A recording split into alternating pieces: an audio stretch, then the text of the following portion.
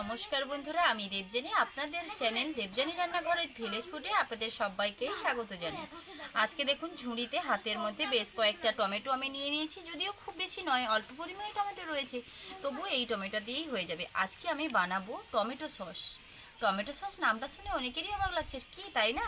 হ্যাঁ বন্ধুরা, আপনারা অবশ্যই অবাক হয়ে যেতেও পারেন টমেটো সস নামটা শুনে। কারণ টমেটো সস আমরা অনেক সময় অনুষ্ঠান বাড়িতে রান্নার কাজেও ব্যবহার করি। চাউমিন হলে আমাদের টমেটো সসটা কিন্তু প্রয়োজন হয়। কোনো না কোনো কাজে টমেটো সস আমরা বাজার থেকে কিনে আনি। বাজার থেকে টমেটো সসটা বারবার ধরে কিনে আনি। বারবার ধরে বাজার থেকে টমেটো সস না কিনে এনে বাড়িতে নির্ভেজাল টমেটো সস তৈরি করুন। আর একবার তৈরি করে সারা বছর জুড়ে ওই টমেটো সস আপনারা রান্নার কাজে ব্যবহার করতে পারবেন এবং খালি মুখে চাউমিনের সঙ্গেও আপনারা খেতে পারবেন। কোনো রকমের নষ্ট হয়ে যাওয়া, গন্ধ হয়ে যাওয়া কোনো কিছু হবে না। আমি সেই সমস্ত টিপস আপনাদেরকে বলে দেব। আর খুব সহজ পদ্ধতিতেই টমেটো সস তৈরির রেসিপিটা আমি আপনাদের সঙ্গে শেয়ার করব। আশা করছি আপনাদেরও খুব ভালো লাগবে। যদি ভালো লেগে থাকে আমার চ্যানেলটি সাবস্ক্রাইব করে আমার পাশে থাকবেন। চলুন তাহলে শুরু করা যাক। Tomato sauce.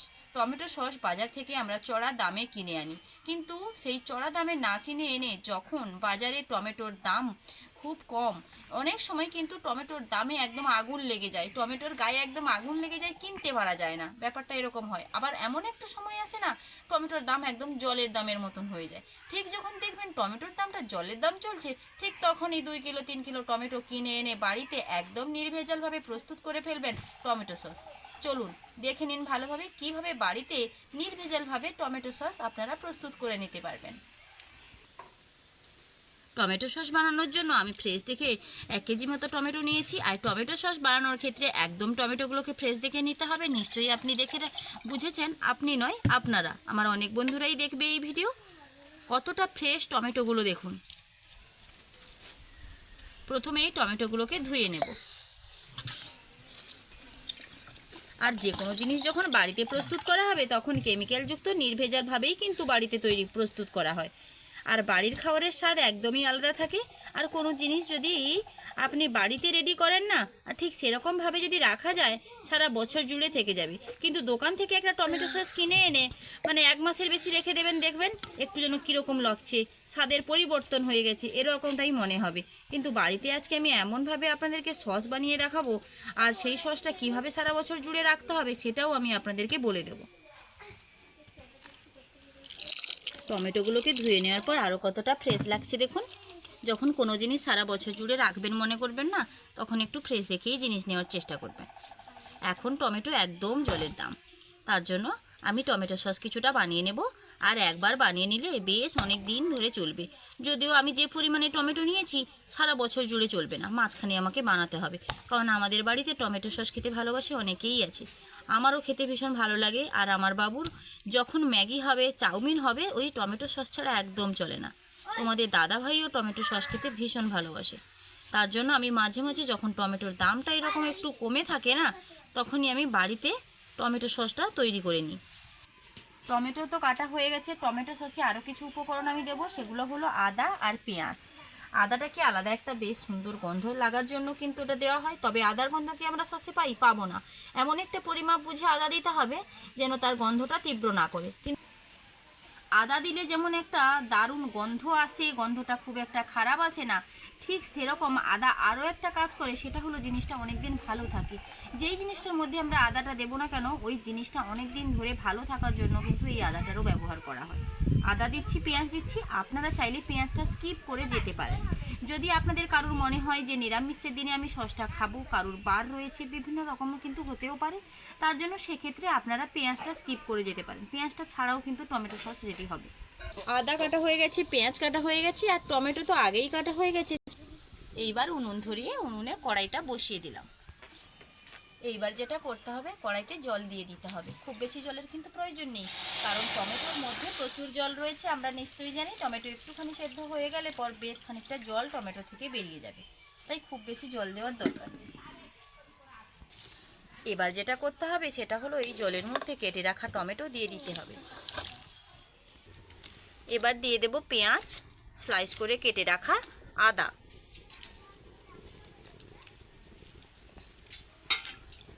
পেঁয়াজ, টমেটো, আদা, সেই সমস্ত কিছু তো হালকা হালকা করে ফুটতে শুরু করেছে, সেদ্ধ হতে শুরু করেছে।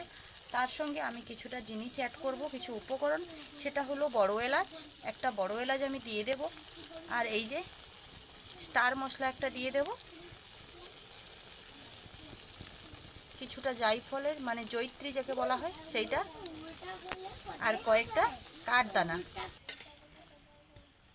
দারুচিনি কাঠ যেটা বলা হয় সেটা, আমি এমনি ভাষায় বলে দিয়েছি কাঠদানা।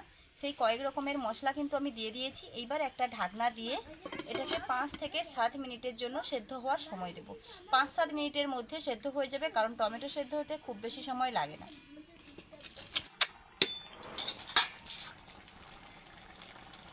কয়েক মিনিট হয়ে গেছে, ঢাকনাটা খুলে দিয়েছি, প্রায় সেদ্ধ হয়ে এসছে, একদম 99% মতো হয়েছে। এবার আমি কিছুটা গোটা জিরে নিয়েছি, গোটা জিরেটা দিয়ে দেব। আর 1 মিনিট কি 1.5 মিনিট মতন ঢাকনাটা লাগিয়ে দেবো। 1 থেকে 1.5 মিনিট ঢাকনা লাগানো থাকবে, তারপর এটাকে নিচে নামিয়ে কিছু সময় ঠান্ডা করে নেব।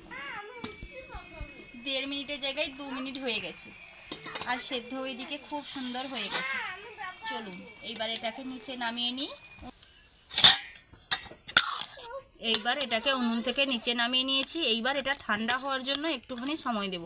5 মিনিট মতো রাখলে কিন্তু ভালোভাবে ঠান্ডা হয়ে যাবে, কারণ আমি এটাকে মিক্সির জারের মধ্যে পেস্ট করব।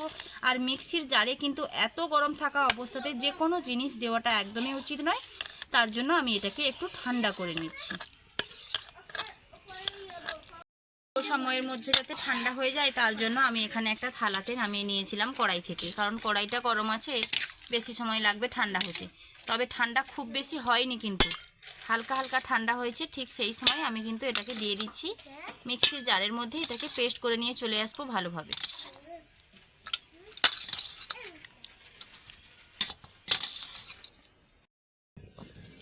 মিক্সির জারের মধ্যে ভালোভাবে এটাকে পেস্ট করে নিয়ে নিয়েছি। দেখুন এইবার আমি এখানে একটা ছাঁকনি নিয়েছি, ছাঁকনির সাহায্যে এটাকে ছেঁকে নেব।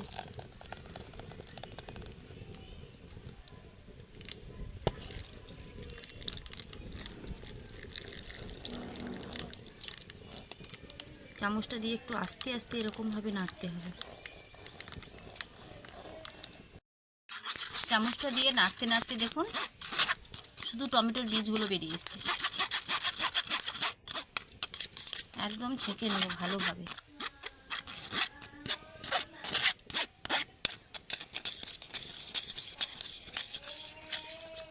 যতটা পর্যন্ত মানে যতটা পারা যায় একদম নিংড়ে নিয়ে নিতে হবে। এবার টমেটোর বীজগুলোকে রেখে দিচ্ছি।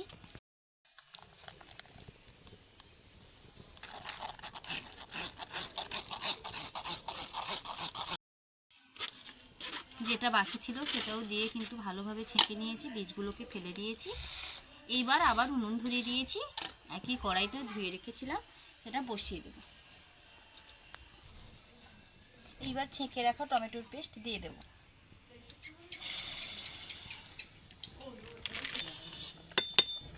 মিডিয়াম আঁচে এটাকে ঘন ঘন নাড়তে থাকবো।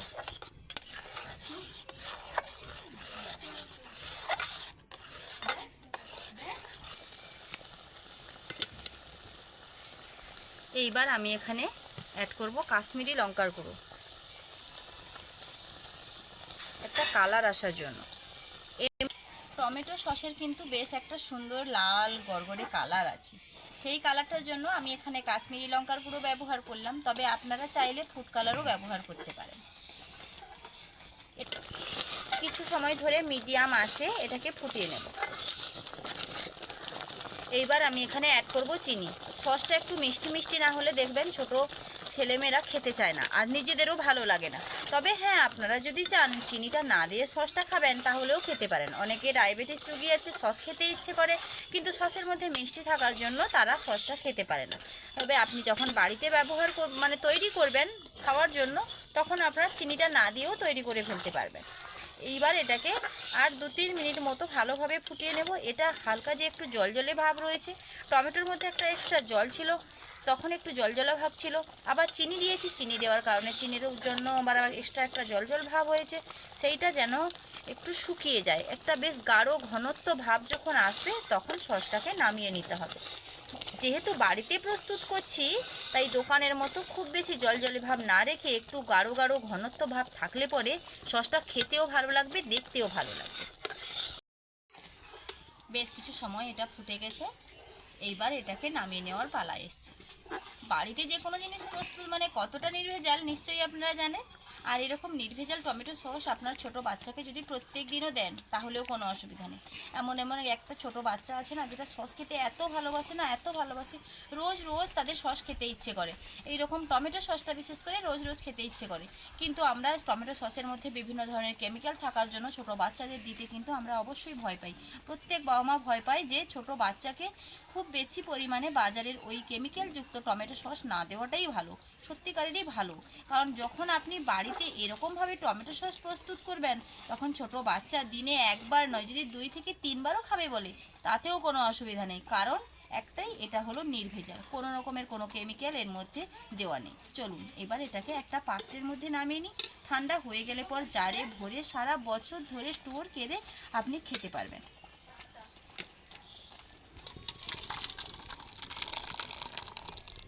এটা একটু সময় রাখলে ঠান্ডা হয়ে গেলে বেশ সুন্দর শক্ত শক্ত হয়ে যাবে। তবে আপনি যদি একদম কড়াইতে শক্ত করে নিতে চান তাহলে আর একটু সময় জাল করে নেবেন, তাহলে কড়াইতে একদম শক্ত শক্ত হয়ে যাবে। এইবার এর সঙ্গে যেটা অ্যাড করতে হবে সেটা হলো ভিনিগার। আমি এখানে 1 চামচ ভিনিগার অ্যাড করছি, আপনারা ভিনিগারের বদলে পাতিলেবুও অ্যাড করতে পারেন। এবার ভিনিগার কেন দিয়েছি নিশ্চয়ই আপনাদের মনে হবে, অবশ্যই করে মনে হবে, আর আমি সেটা বলেও দেবো ভিনিগারটা আমি এখানে কেন দিলাম। আপনারা যখন বাড়িতে এই রকমভাবে সস তৈরি করে সারা বছর জুড়ে রেখে খাবেন চিন্তাধারা নিয়েছেন, তখন একটুখানি ভিনিগার দিয়ে রেখে দেবেন, তাহলে দেখবেন সারা বছর আর কোনো রকম কোনোভাবে নষ্ট হবে না, গন্ধ আসবে না, বা কোনো কিছু স্বাদের পরিবর্তনও হবে না, যদি নাকি ভিনিগার দিয়ে রাখা হয়। যদি হাতের কাছে ভিনিগার না থাকে অবশ্যই করে আপনারা পাতিলেবুর রসটাও ব্যবহার করতে পারেন। ভিনিগার যে কাজটা করবে পাতিলেবুর রসটাও ঠিক সেই ধরনের কাজ করবে। আর পাতিলেবুর রস বা ভিনিগার যে কোনো কিছু দুটোর মধ্যে যে কোনো একটা দিয়েই আপনারা সারা বছর এটাকে স্টোর করবেন। কোনো কিছু যদি না দেন তাহলে সারা বছর ধরে কিন্তু স্টোর হবে না, 1 মাস 2 মাস থাকবে, তারপর এটা কিন্তু একটু একটু করে নষ্ট হতে শুরু করবে। তাহলে দেখে নিলেন, বুঝে নিলেন তো টমেটো সস কিভাবে প্রস্তুত করতে হয়। শুধু প্রস্তুত করতে নয়, সেটা সারা বছর জুড়ে কিভাবে রাখতে হবে, আর সারা বছর জুড়ে রাখার পরেও এটা নষ্ট হবে না, গন্ধ হবে না, স্বাদের পরিবর্তন আসবে না, কীটা দিলে পরে এমনটা হবে সেটাও আমি আপনাদের খুব সহজভাবে দেখিয়ে দিলাম।